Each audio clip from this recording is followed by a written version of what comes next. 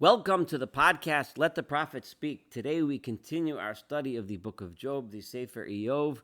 We are about to study chapter 27. We have, that's Perek Chav Zayin. The Iyov is continuing his monologue, which goes on for several chapters, in which he continues to both lament his fate, but he also finds glimmers of solace, little glimmers of hope, little glimmers, not so much hope is the right word, but of meaning. Because, and we'll see as we go through today's chapter and the upcoming chapters what I mean. Remember, at the end of the last chapter, it ended with the incredible greatness of God. However, he mentioned, though, that God is so great, so lofty, so high, but he still gives us there's this veil, there's this a partition beyond which we as human beings cannot go. We cannot understand him, we cannot understand his ways. And it's that veil which Iyov wants to pierce. He wants to understand what's the point, what's the purpose. So even though he gets some glimmers of understanding, some glimmers of meaning as he goes through these next several chapters of work, but ultimately he does not have a full answer to the ultimate question, the question of theodicy, which is obviously the question that this book is dealing with. So as we begin, Vayosef Iyov se'es mishalo vayomar, and Iyov continued to speak his ideas, right? Vayomar, and he said as follows. Mashal, it can be translated as a parable. In this case, it really means it could also refer to his prophecy, but here it's referring to Iyov's his speech, his ideas that he is putting forth before us. So again, this is no longer a response to the friends. This is just Iyov continuing in his what's really his monologue, which of course he begins in verse 2. Chai el heisir mishpati v'shadai heimar nafshi. In this verse, and I'll translate it in a second, he begins by acknowledging, of course, that the bitter fate that he's suffering is from God. Remember, one temptation that someone could have in order to answer the question of theodicy is to state that God is not involved. God doesn't care, or either doesn't care or doesn't pay attention. In other words, the world runs the way the world runs. And that's why evil people prosper and good people suffer, because, God's just not meddling around. He doesn't control it. He doesn't have anything to do with it, or he doesn't even pay attention, or as an atheist, God doesn't even exist. But the God's not existing is not a potential issue that Iyov entertains, but he certainly would entertain the notion that maybe God doesn't care. But Iyov is emphatically, which Iyov's friends accused him of, and Iyov repeatedly said that, no, I do acknowledge, God's providence, So here he's acknowledging that Chai El, Heisir Mishpati. So Chai El could mean by God, like a exclamation of force, of almost like an oath. Chai El Heisir Mishpati. He is the one who has removed my justice. In other words, who has taken justice away from me. V'Shaddai Heimar Nafshi. It is Shaddai, that is the name of God, often associated with vengeance and destruction. But he is the one who has made my soul bitter. So he is immediately acknowledging that it is by God, which is, of course, leads to the question then, why then am I suffering if I'm innocent? Kichol od nishmasi bi, for as long as my soul is with me, v'ruach Eloah bi api, and the Spirit of God is in my nostrils. In other words, as long as I am still alive.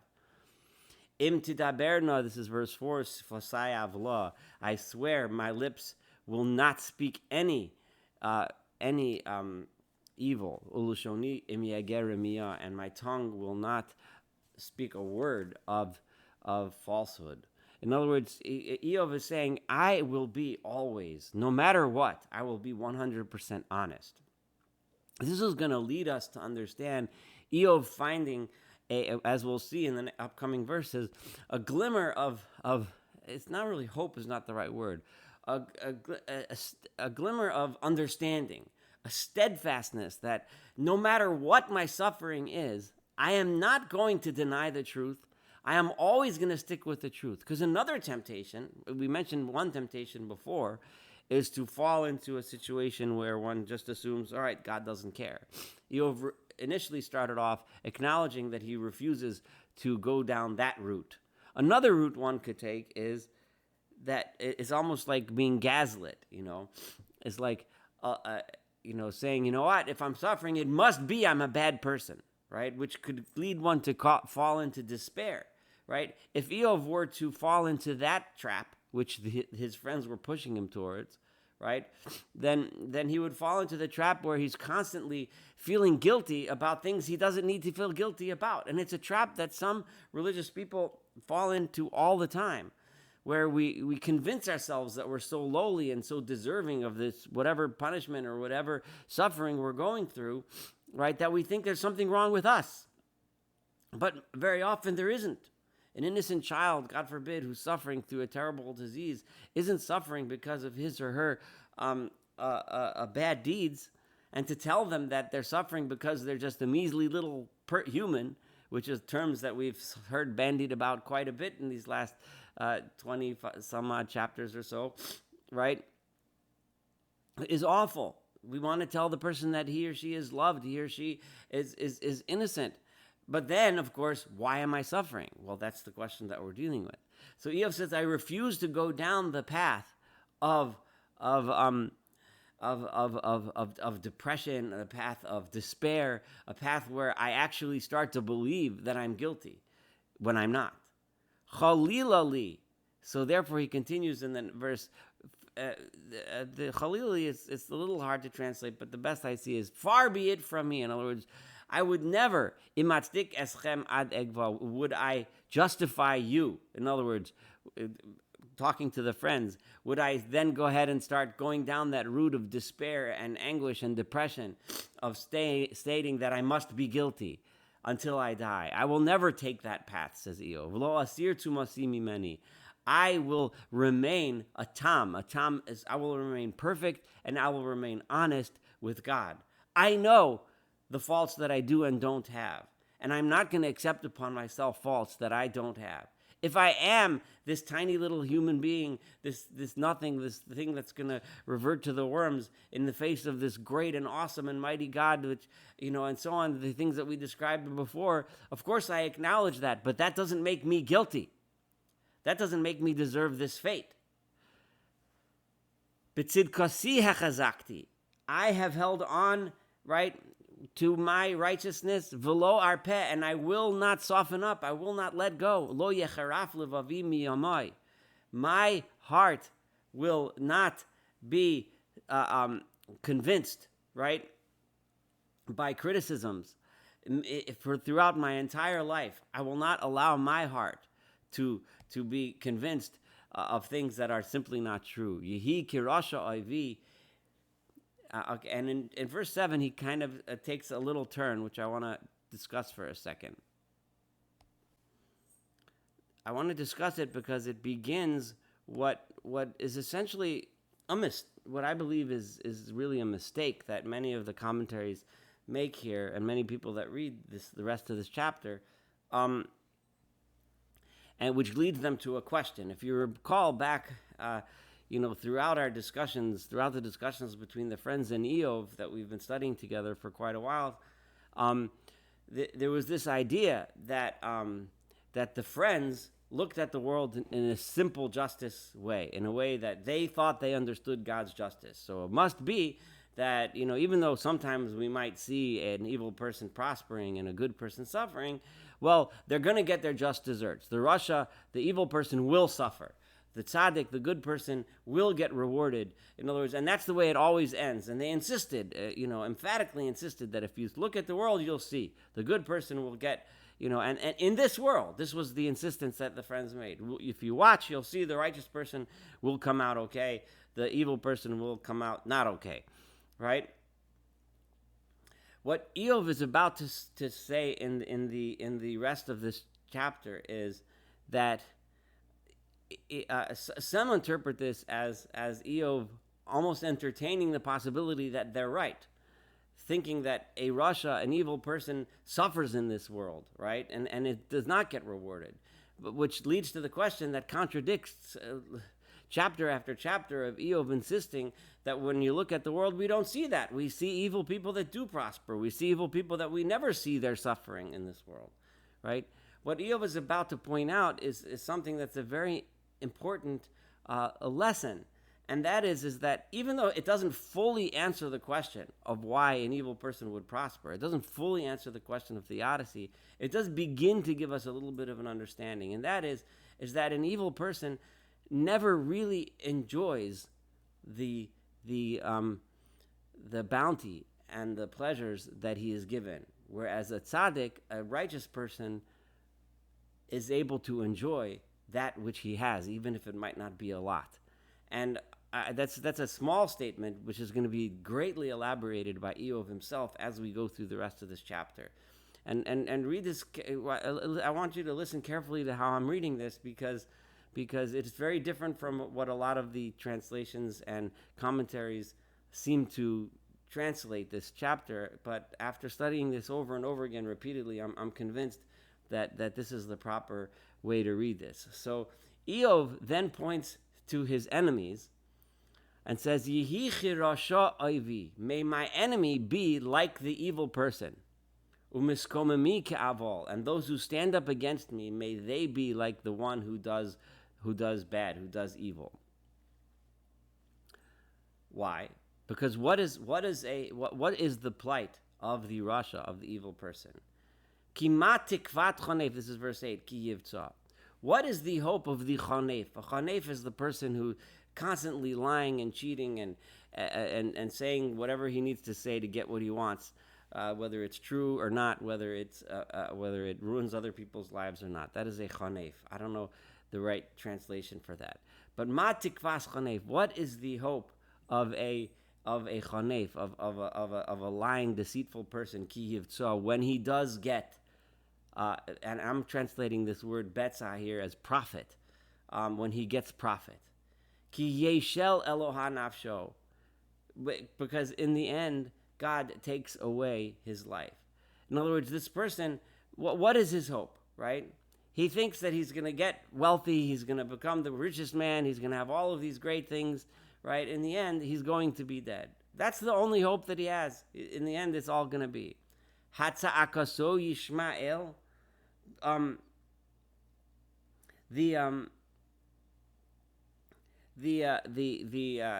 Does God listen to his prayers, right? And kisavol of Torah, when evil comes upon him. Now, there's many ways to understand this, but I'm going to go with Eov, describing what the prophets have been describing repeatedly over and over again. And those of you that have been studying with me these past, I think, 5 years now since we've started these podcasts, have learned repeatedly over and over again that the evil person is the one who comes before God. Look specifically at Isaiah chapter 1, but it's repeatedly over and over again throughout the words of the prophets. Those who come in to pray, those who come into the temple to bring their sacrifices and do all the actions, right? But live a life of corruption, a life of oppressing others, right? Such a person, when he comes to God, he thinks he's going to get to God by crying out, by praying, by doing things, by doing rituals. That doesn't get him anywhere, right? That's not going to help him. This is who are we talking about? We're talking about the chonef, the flatterer, right? The liar, the deceitful person, the one who we just mentioned in verse 8. Such a person, right? God doesn't listen to his prayer. In other words, so he has no meaning in his worship, in his service of God. There's no meaning in his life, right? The meaning is being a good person. Meaning is developed when a person acts and lives the way God wants us to live. Such a person, when he has problems, right, is God going to listen to him? Im al shaddai yis anog. When he comes to try to get a pleasure and bounty from God, Yikro Eloah b'chol. He's going to call out to God in all times. He may look like a pious guy. He might be sitting in the front seat in the synagogue, screaming in the loudest language and shaking back and forth and looking so pious, right? But it's not going to get him anywhere. That doesn't do anything if you're going to be a liar, a cheater, a deceitful person, right? So what meaning does such a person have in his life?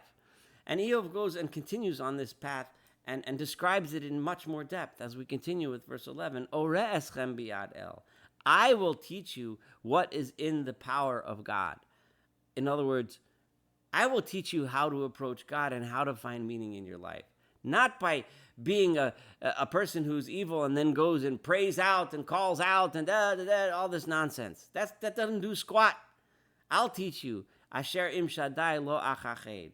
That which is truly with God, I will not hide it from you. I will speak it clearly and loudly. Just listen up to what I have to say, says Eov. Hein atem kulchem chazisem. You have all seen this. You know exactly what I'm talking about, he turns to his friends. You know that so many people walk around pretending they're pious and they're not. You know that so many people, all of the observations that I've made, that people on this world that don't deserve it have, or at least according to what we see, don't deserve it, right? But still have benefits and bounty and all kinds of wealth. And we see people that are righteous and just and kind that still suffer. Why are you speaking all this nonsense, right? You're talking to the Hevel. I don't know a better translation for the word Hevel than just nonsense. You guys are just nonsensically babbling forth nonsense.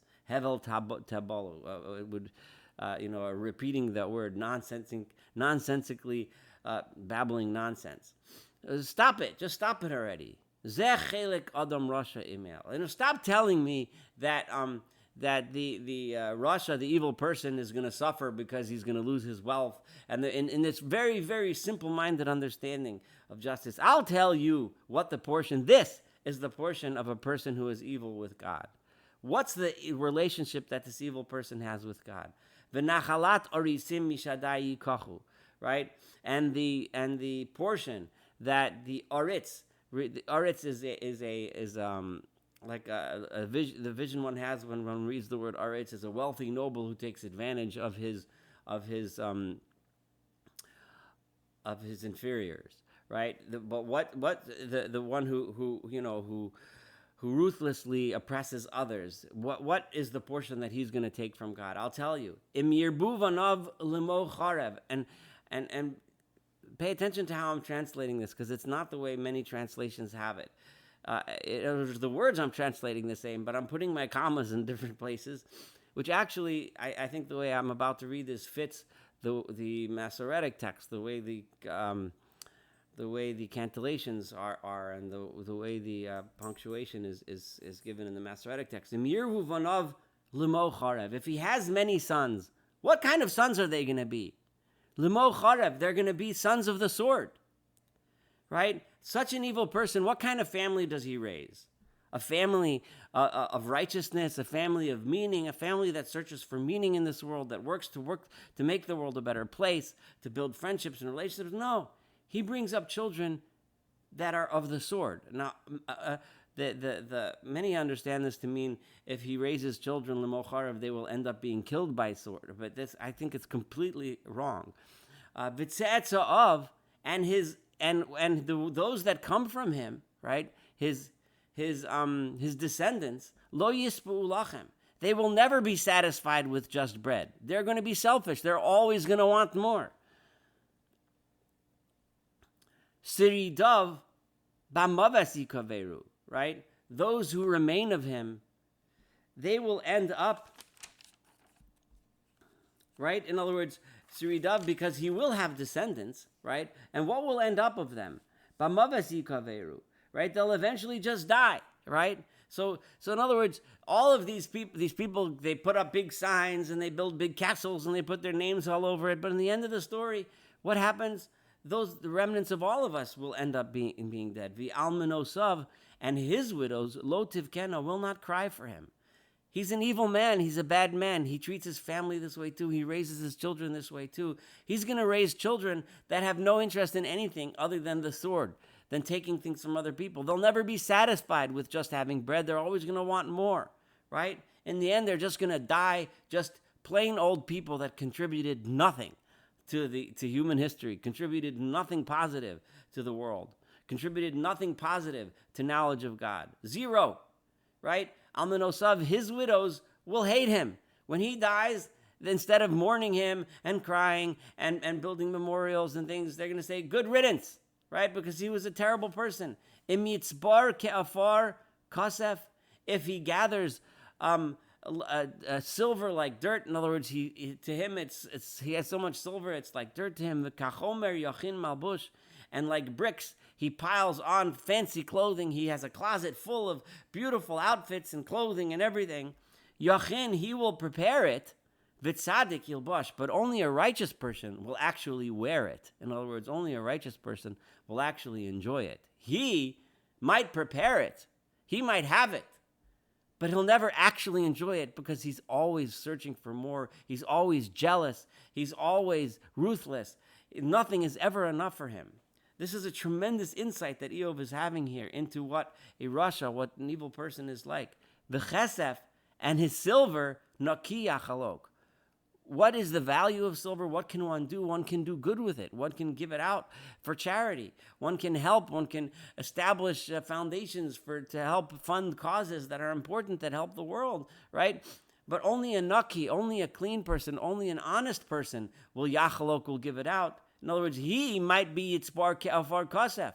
But who's the one that's going to get meaning and value with that riches, with that wealth? Only a naki, only an innocent, righteous person.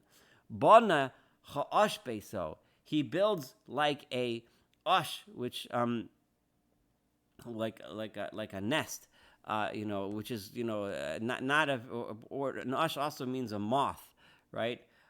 So there's various ways. Some people understand it as a bird's nest. I actually am going with Rashi here that the ush is like a moth, and presumably means like a cocoon, which is temporary, right? A moth builds its cocoon, right? And then he breaks out of it and it's gone. And then the cocoon withers away. It's nothing. So the house is, in other words, the house that he builds, even if it's a big, beautiful palace and everything, the bottom line is that it's just a building. It's a building that eventually goes. And like a sukkah, which is usually translated as a booth, which is built as a temporary shelter with a little bit of shade for somebody out in the field, a shepherd or someone watching the crops and needs some shade. He puts up, some plants, a couple things, a couple of branches so he can get shade. This is what he creates. This is what he makes, like a watchman makes. In other words, the things that he builds are temporary. They're nothing. Eventually they'll go. Ashir yishkav. He may die wealthy. Velo ye'asef.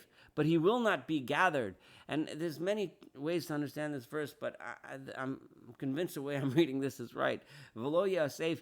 Ye'asef is the language that's used for death when it refers to the death of a righteous person, right? And gathered, it literally means to gather one up to his fathers, to gather one up to his ancestors, right? So this man will die, and he might die wealthy. Ashir yishkav, velo ye'asef, but he will not be gathered unto his family, because there's no meaning to his death. There was no meaning to his life. Einov pakach, right? When he opens his eyes and he looks at the things that he owns, ve'einenu, it's nothing. He gets no pleasure from it, because every time he sees what he has, all he wants is more. Tasigeu chamayim balahos, right? His life is full of terror. His life is full of anxiety. He's constantly worried. Maybe the stock market's going to go down today. Maybe so-and-so is going to take my money away. Maybe I'm not going to do the deal that I need to do, so on and so forth. Constantly in terror. So it's like rushing waters. The terrors and the anxiety reach him like the waters of a flood. He's constantly flooded with these thoughts of worry and nervousness. Laila ginavatu sufa. His night times at night are stolen from him. The rest that he should get in bed at night, it's stolen from him like a storm. Like one who's lying in bed and there's thunder and lightning and wind and so on. The guy lies in bed and is constantly worried, constantly nervous, constantly anxious. Yisa'ehu kadim v'yelach. The east winds are carrying him. He's constantly being blown by the winds of the time. He has no solid feet on the ground. He has no stability, right? He's constantly being blown. What's the next thing? What do I need to worry about tomorrow? What do I need to worry about now? What do I need? Constantly worried. The wind is always blowing him, and he's always going. Vayelach, going with that wind. Visa'arehu mimukomo, and that wind constantly tearing him out of his place. He settles and establishes himself here, and the next thing he's running there. And the winds are blowing upon him and has no mercy upon him. Miyado baroach yivrach. He tries to keep running from the force of all these anxieties and worries, but he cannot run. Yispoke alemo chapemo. This is verse 23, the final verse of the chapter. Yispoke alemo chapemo. It claps, right? Its hands upon him. Or towards him. It's constantly making noise. No matter where he is, he hears clapping noises and sounds.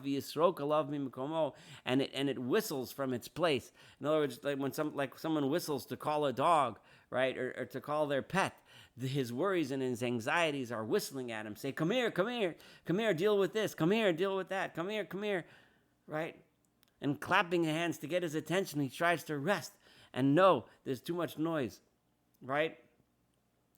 And then this concludes chapter 27, but as we continue in chapter 28 with the next podcast, he's going to continue on this theme, right? This idea that he's constantly worried, constantly running, because you always have to run somewhere, you always have to go somewhere, you always have to do something. This is the life of the Rasha, this is the life of the dishonest, this is the life of the one who's constantly chasing after worldly gain and worldly pleasure at other people's expense. Thank you so much for studying chapter 27 with me. Looking forward to studying chapter 28 and, of course, the rest of this incredibly powerful book, Eov, and have a wonderful day.